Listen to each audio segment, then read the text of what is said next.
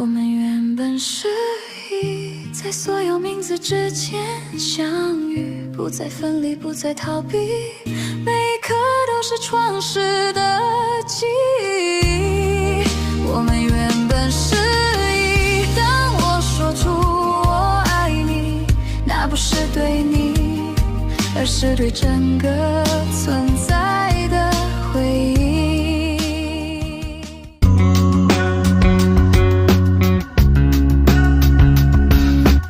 大家好，这里是琥珀神秘学院，我是阿吴。这集我们延续上一集，把负向实体的存有的相关话题说完，还有带到一个守护者 Guardian 的观念给大家。上集我们主要说的是高密度负向的猎户集团。其实在地球是一个选择的场域，正向负向都提出了邀请。正向方提供爱、真理、自主觉醒、内在力量、合作、共荣；负向方提供控制、快速权力、外在救赎、恐惧、秩序、阶级优越。地球人需要自己决定方向，还是一样。阿吴再强调一次，没有好坏，没有审判，负向的极化也是一个学习方向。很多人还是会不解，宇宙为什么允许负向会存在？因为宇宙第一个分化就是自由意志法则。还记得我们说过的，为什么要有自由意志吗？因为造物主想体验所有可能性。大家注意这几个字，所有可能性。既然是所有可能性，那就包括了我们人类主流道德所认为的黑暗那一方向。自古宗教就有正负、光明与黑暗之分。在人类的宗教系统总是喜欢站在他们所认定的光明中，而排斥与敌对所谓的黑暗，把对方视为魔鬼或撒旦。这样就无法真正理解真理是什么。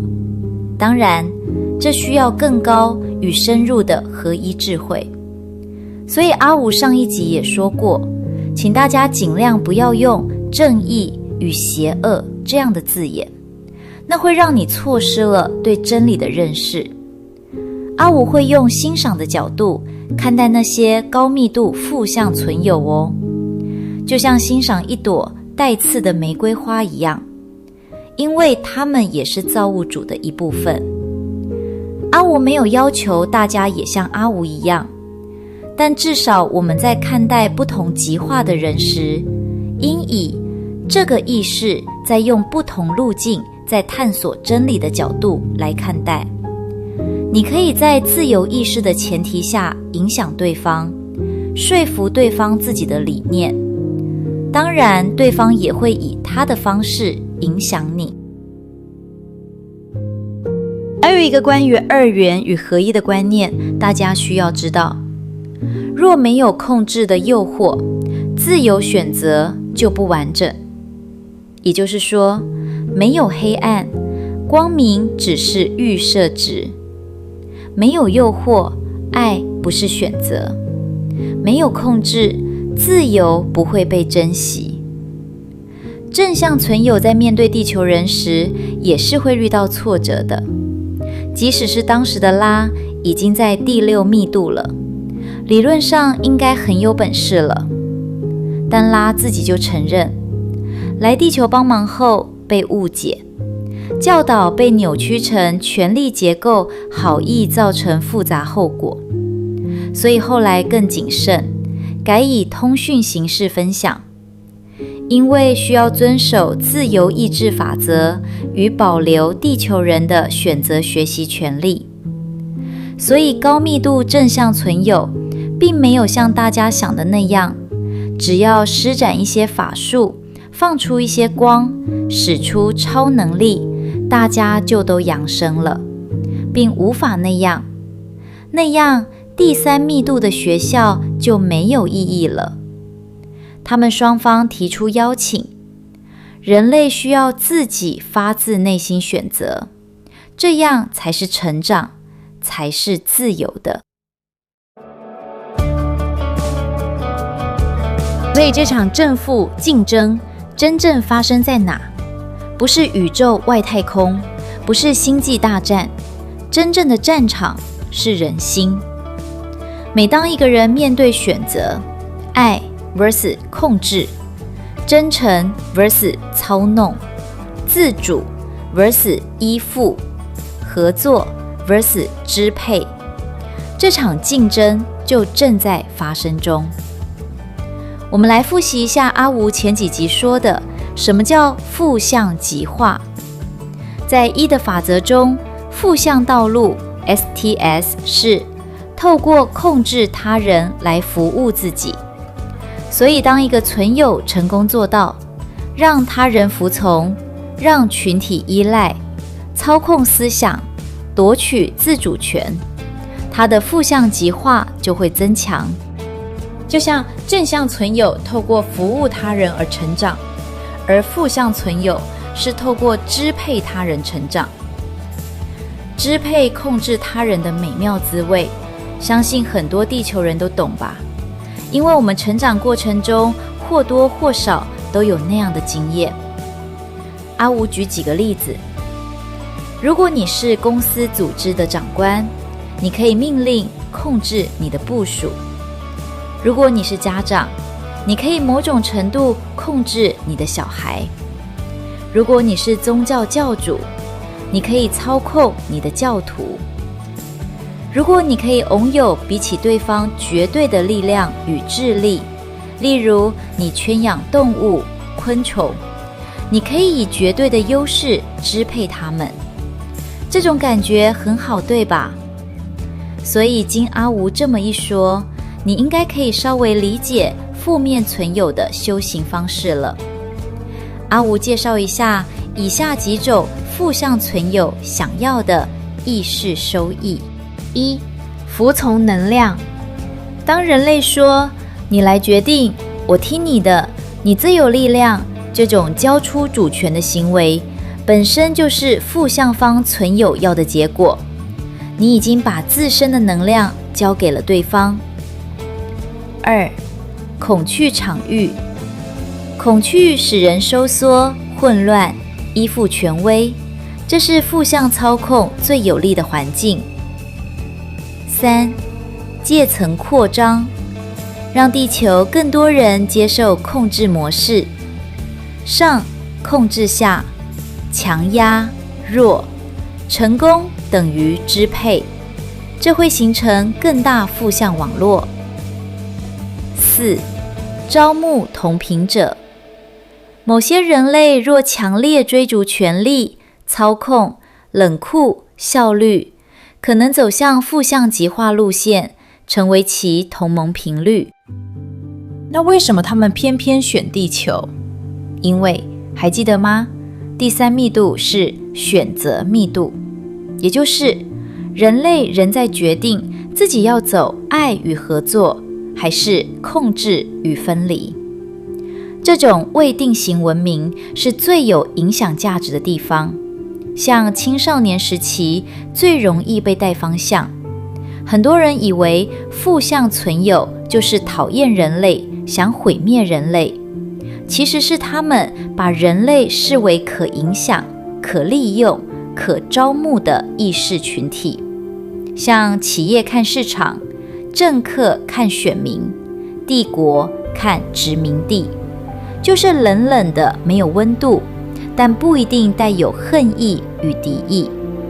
负向存有的世界观，你可以这样理解：正向方说我们一起成长，负向方说我踩着你成长。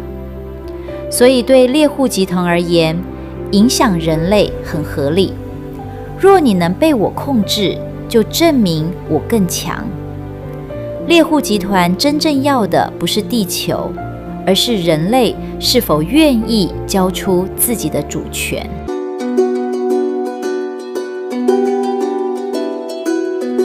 高密度的正负存有都想影响地球。递出邀请的选择给地球。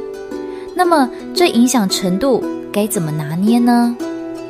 大家可能会害怕高负向存有会不会大举进攻地球呢？其实不会的。其中一个原因，他们需要遵守自由意志法则外，因为宇宙还有守护者 Guardians 这个概念存在。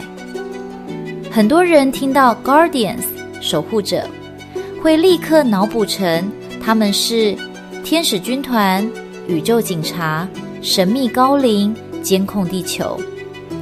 但在 Law of One 里，拉讲的 Guardians 比这些想象成熟深入得多。守护者不是来替人类做选择的存在，而是维护选择能被公平进行的存在。那么守护者是谁？ Ra 提到的 Guardians 通常指来自较高密度、较高理解层次的正向存有群体，负责照看某些行星或进化周期中的自由意志平衡。不是单一人物，也不是某个宗教神明，它比较像高阶服务团队、宇宙层级的照护者、进化规则的维护者。那他们的主要工作是什么呢？一、维护自由意志平衡，最重要，这是核心任务。意思是不让正向势力过度干预，不让负向势力强制侵入，不让任何一方直接夺走人类选择权。二、管理接触窗口，哪些文明能接触地球，在什么程度接触，用什么方式接触，会受到平衡机制限制。例如灵感式接触、梦境象征、通灵资讯，有限度的启发，而不是直接全面统治。三、协助收割 Harvest， 在密度转换期，守护者也会参与，协助意识转换流程，维持过程稳定，确保依个体振动自然分流，不是审判官，而是流程协助者。四、提供保护场域，对于某些正向工作、纯粹寻求、服务型团体，可能提供一定程度的保护与稳定。再来，为了避免你误会，我们来说它们不是什么。一、不是宇宙警察，不会拿武器抓坏人。二、不是有求必应神灵，不会因为你许愿就安排人生。三、不会替你做决定，不会强行改你命运。四、不会偏袒正向阵营乱搞，他们守的是规则，不是情绪。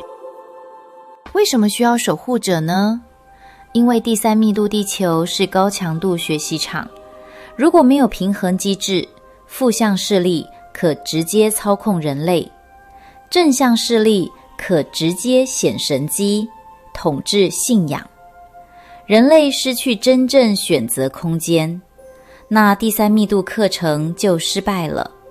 所以需要守护者维持，有影响但不压倒，有提示但不强迫。他们怎么运作？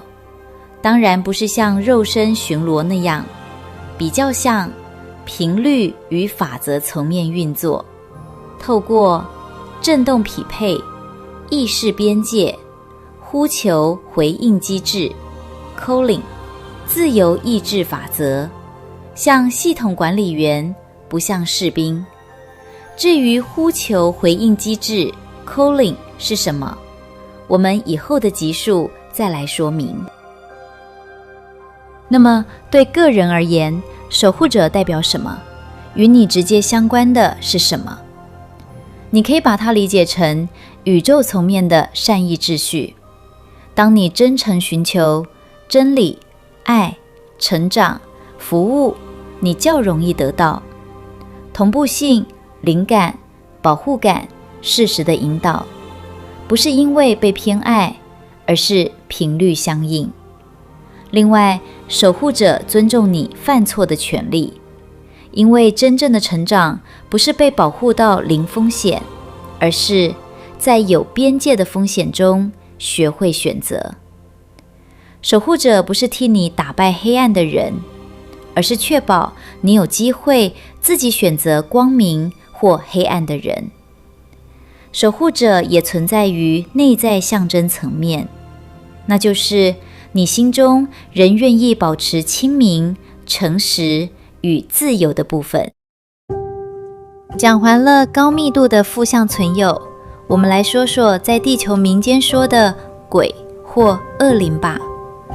在 Law of One 中，拉不太用华人文化的鬼、恶灵、冤魂这些字眼，比较用的是 Mind, Body, Spirit Complex 心身灵复合体 Discarnate Entity 离体存有 Time, Space, Consciousness 时间、空间、意识状态 Negative Entity负向存有。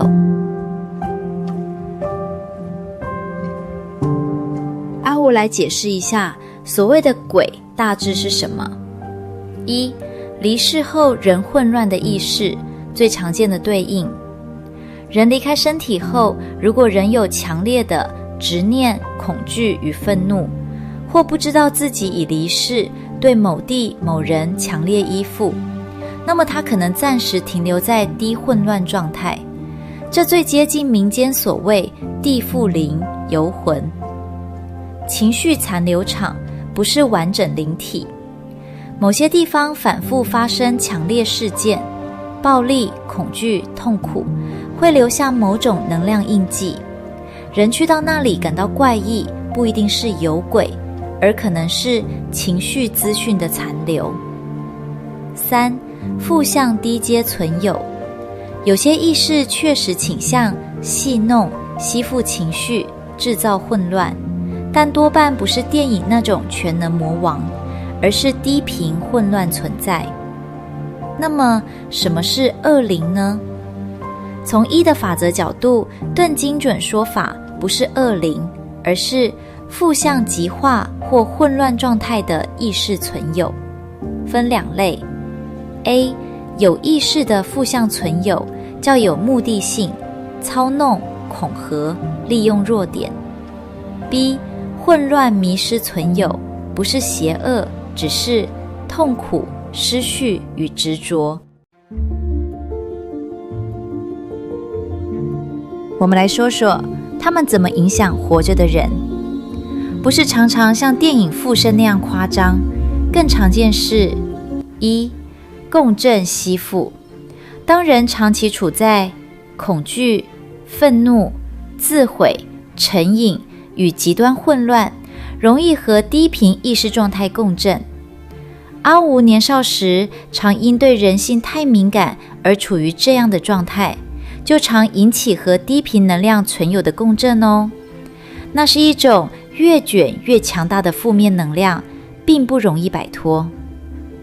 二、放大既有问题，例如焦虑更焦虑，仇恨更仇恨，与自我否定更严重。三、制造注意力依附，让人沉迷，灵异感、被害幻想、黑暗迷恋。这些无形的存有，不管正向或负向，都可以在某种程度上影响人们的脑波。如果是负向存有，他们会在你意识比较不清楚或情绪强烈负面时的情况下，特别容易影响你。例如老人或小孩，因为他们意识通常比较薄弱。再来是半夜，人们意识低落时也容易被影响。还有在你强烈的憎恨、失落时，也会被他们影响你的脑波，让你看到幻觉或幻听。这里有一个那些鬼鬼的秘密，他们如果成功影响你的脑波时，会让你看见你心中信仰的神明在跟你说话，但其实是他们影响你脑波假扮的，因为他们知道你心中的渴望。这是这些鬼鬼惯用的招数。如果你信仰观音，他们就会变成观音的形象和你说话；如果你爱耶稣，他们就会变成耶稣的形象，三太子、济公、关公等等。你喜欢什么，他们就以那样的形象展开。这招真的太厉害啦！这其实一点都不难，只要在你脆弱时影响你的脑波就可以了。那不是真的出现，而是他们让你看到的幻觉哦。所以我们要从内容上去区分判别，不要从外表去决定一切哦。依法不依人，这是修行的基本观念。阿吴把这个鬼鬼的秘密说出来，大概很多鬼鬼要来找阿吴抱怨，干嘛说出他们的吃饭工具了呢？最后，我们要怎么保护自己呢？